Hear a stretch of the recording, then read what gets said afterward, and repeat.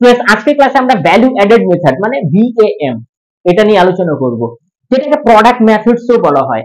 National income পরিমাপ করার জন্য এই টুলস গুলোকে ব্যবহার করা হয়। তো স্টুডেন্টস চলো একটা এক্সাম্পলস এর মাধ্যমে জেনে নিই। একজন গম উৎপাদনকারী কৃষক তার উৎপাদিত গম 1000 টাকায় ময়দা কোম্পানিকে বিক্রি করলো। এবার ময়দা কোম্পানি 1500 টাকায় কেক বানানোর কোম্পানিকে বিক্রি করলো।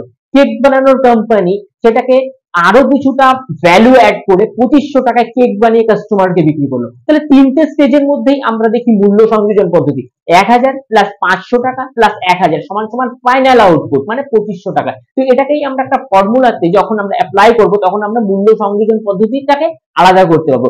যেরকম value of output minus intermediate consumption যদি করে দিই তাহলে জিডিপি এট মার্কেট প্রাইসকে আমরা পেতে পারি। যেরকম এক্সাম্পলস, যেরকম ভ্যালু অফ আউটপুট 2500 টাকা মাইনাস ইন্টারমিডিয়েট কনজাম্পশন 500 টাকা মাইনাস 1000 টাকা মানে 1500 টাকা মাইনাস করে দাও, তাহলে ফাইনালি যেটা থাকবে সেটা হচ্ছে 1000 টাকা, মানে সেটা হচ্ছে জিডিপি এট মার্কেট প্রাইস, যেটা গমের হচ্ছে। Thank you.